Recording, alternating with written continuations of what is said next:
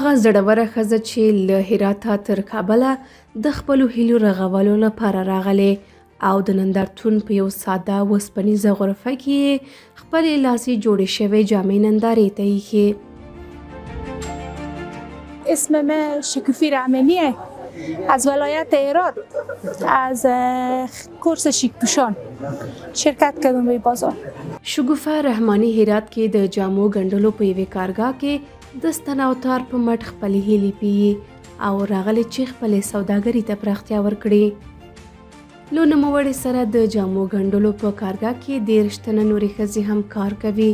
هغه وایي دا چې د څو تنو ښځو او نجونو لپاره یې د عاید زمینه برابره کړې ډیره خوشحاله ده. مشتری ما بازار هرات ما هسته کارا دسته که خانوما خیلی سوزن انجام میدن با موره به کابل هم میکنیم دیگه به خارج هم میتونیم فرمایش بگیریم و روان کنیم. به حدود 30 تا کارمند داریم ما اونجی در بخش شخصی دوزی و در بخش گند افغانی و به بخش لباس‌های ستپتلونی. به اصلی کار ما گند افغانی. شګوفه دغسې نندارتونونه د ښځو او نجونو د مالي ځواکمنتیا لپاره ډیر ګټور بولي او په لوړ عزم او ارادې د خپل کاروبار د پرمختګ تمه لري او غواړي چې ګنډلې شوې جامې په نړیواله کچه وپلورل شي.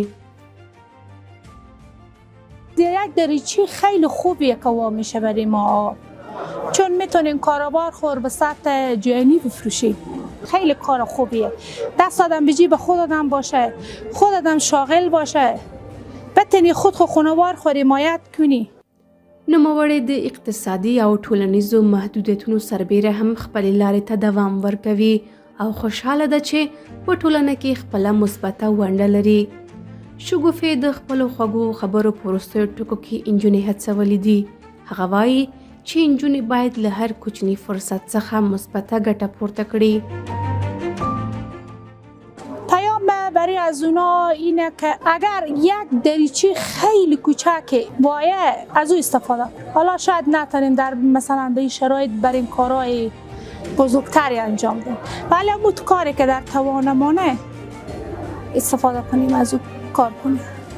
د شګوفې په شان ښځې چې د ناهیلۍ پر ځای د ټولنې بدلون لپاره هڅه کوي هغوی تل د نسلونو مثبت بدلون لپاره لاره هواروي. زرمینه دولتزی، رویداد خبری آژانس.